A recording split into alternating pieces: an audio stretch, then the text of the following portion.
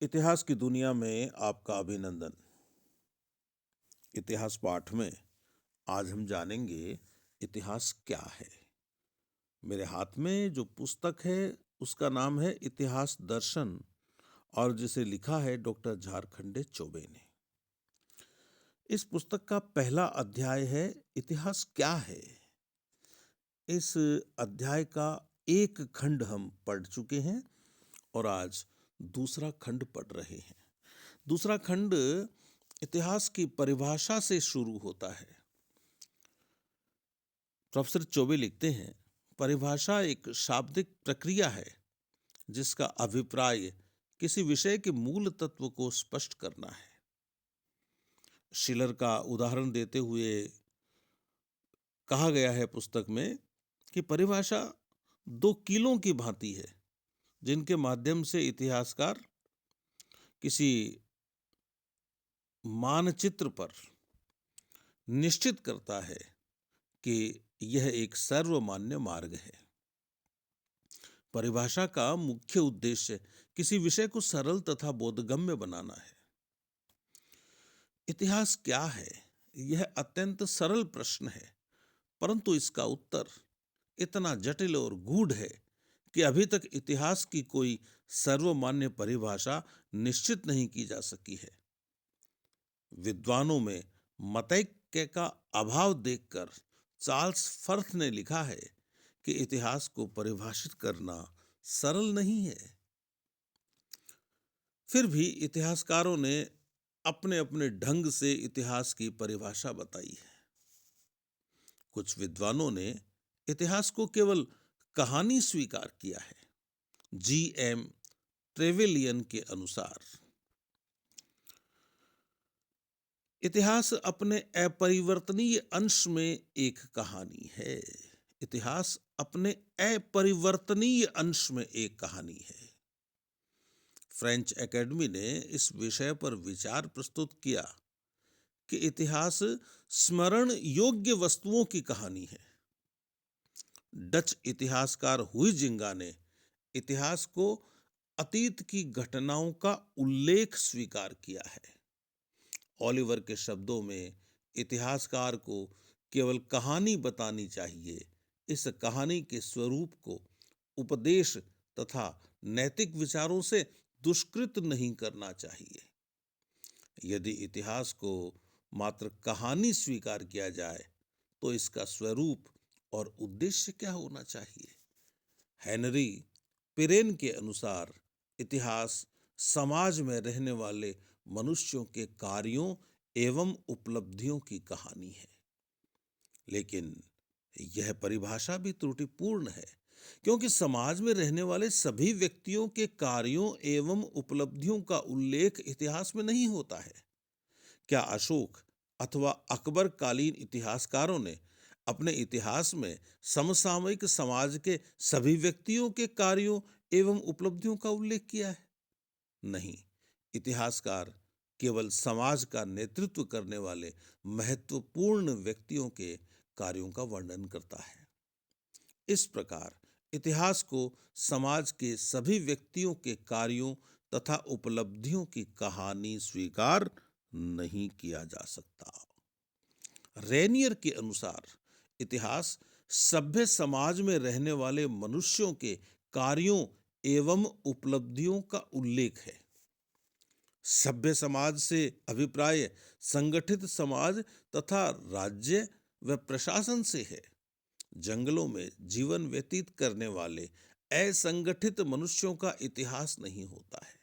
मित्रों, मैं पाठ कर रहा हूं किसी पुस्तक का और इस प्रक्रिया में स्थान स्थान पर मेरे मन में असहमति उपस्थित होती है। जहां जरूरी होता है वहां मैं बोलता भी हूं, कहता भी हूं। इन्होंने लिखा है कि जंगलों में जीवन व्यतीत करने वाले असंगठित मनुष्यों का इतिहास नहीं होता है। गलत बात है। इतिहास तो होता है, लेकिन हम उसे व्यवस्थित नहीं कर पाते हैं, यह एक अलग बात है। हम उसे लिख नहीं पाते हैं, हम उसे जान नहीं पाते हैं, यह एक अलग बात है। इतिहास और इतिहास लेखन दो अलग अलग चीजें हैं। यह बात सभी को जाननी चाहिए।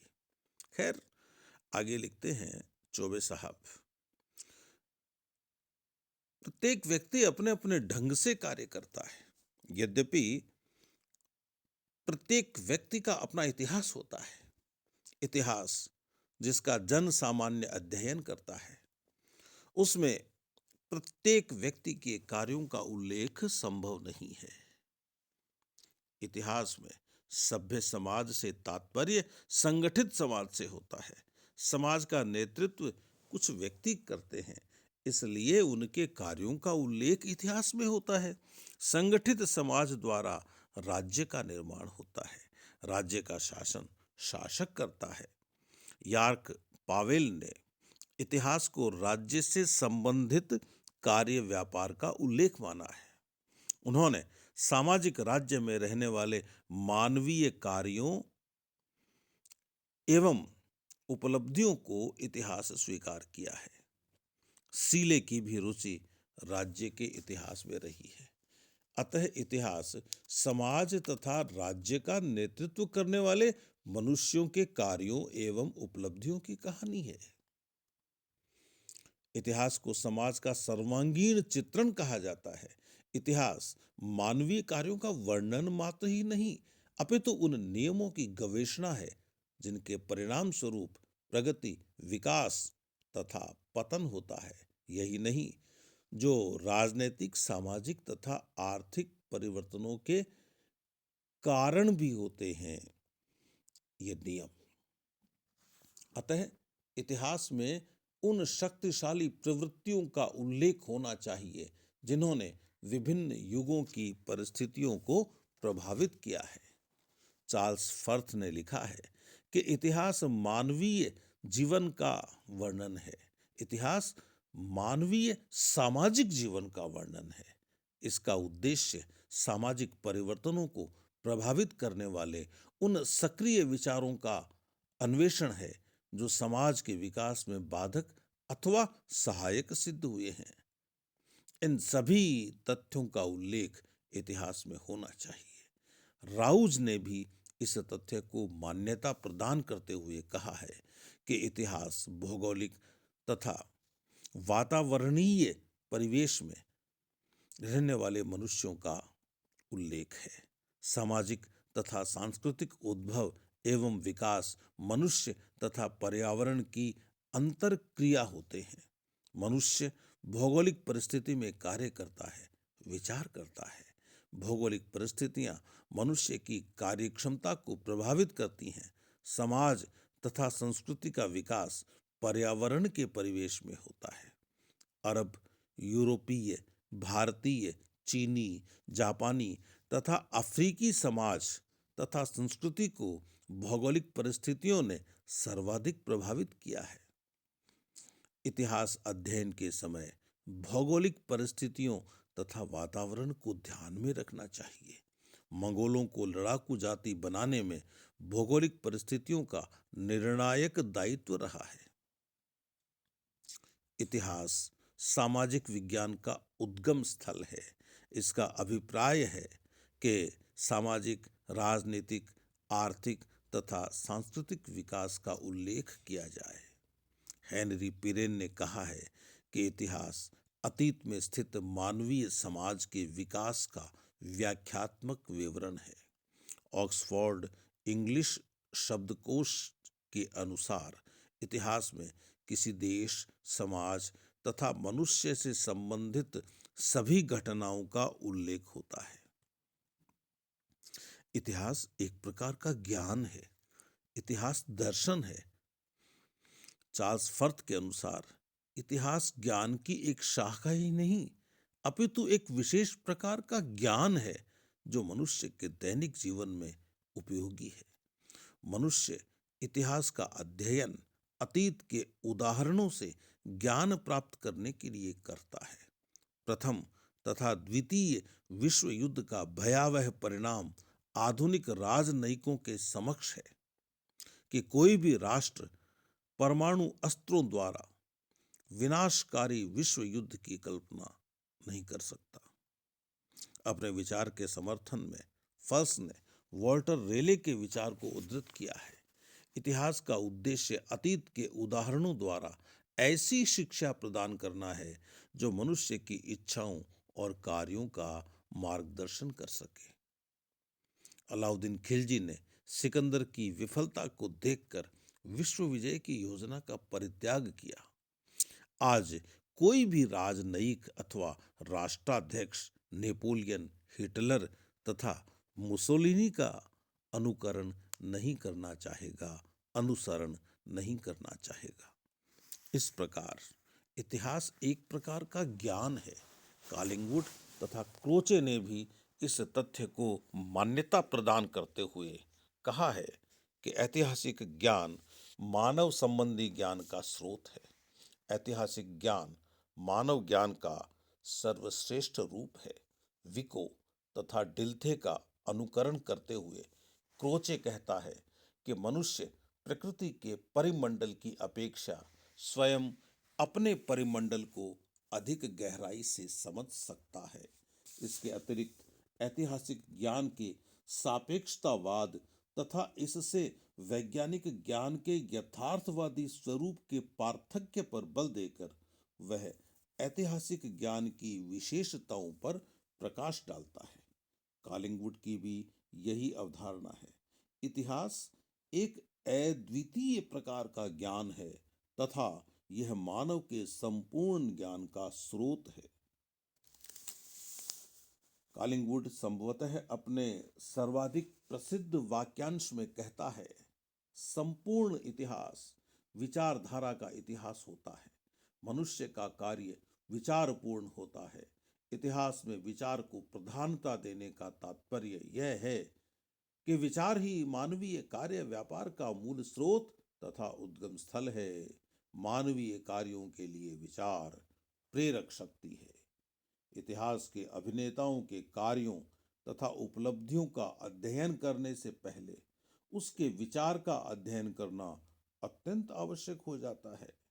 विचार का अध्ययन कार्यों के अध्ययन को सुगम तथा सरल बनाता है। डिल्थे ने इस मत का समर्थन किया है कि इतिहास वर्तमान में अतीत कालिक ज्ञान का अध्ययन है। इतिहासकार ऐतिहासिक अभिनेता के विचारों की पुनरावृत्ति कर अतीत का पुनर्निर्माण करता है। वही विचार इतिहास होता है जिसका अनुभव इतिहासकार कर सके अथवा जो इतिहासकार के मस्तिष्क में पुनर्जीवित हो सके।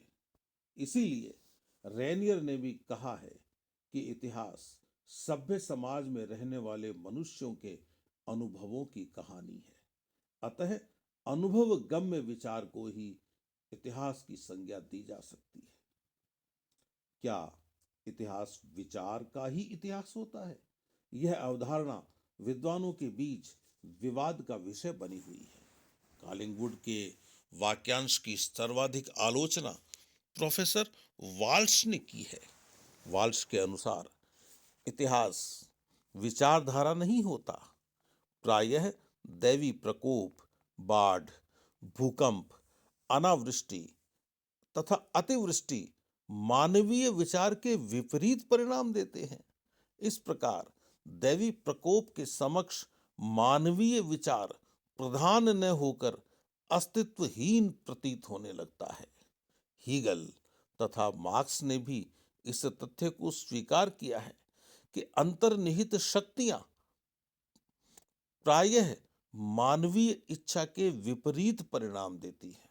यदि इतिहास में विचार ही प्रधान होता तो संभवतः विफलताओं का तो इतिहास ही नहीं होता।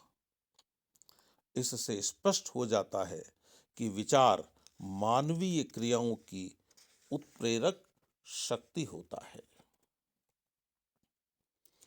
फिर भी अदृश्य दैवी शक्तियों एवं प्राकृतिक प्रकोपों के समक्ष विचार नगण्य तथा अस्तित्वहीन दिखाई देता है।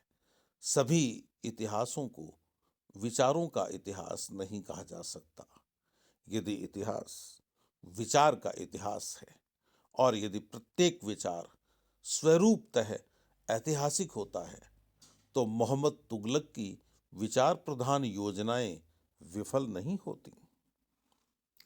नेपोलियन की रूस विजय योजना विफल नहीं होती। ऐतिहासिक अध्ययन वस्तुतः आत्मगवेषणा की प्रक्रिया है। ऐतिहासिक अध्ययन वस्तुतः आत्मगवेषणा की प्रक्रिया है, जिसके परिणाम स्वरूप अधिगत आत्मबोध की सहायता से मनुष्य अपने वर्तमान जीवन को सुचारू रूप से नियंत्रित कर सकता है। तो मित्रों, यह था आज का इतिहास पाठ। इतिहास क्या है, इसका तीसरा खंड हम अगले पाठ में देखेंगे। तब तक के लिए अनुमति दीजिए। नमस्कार।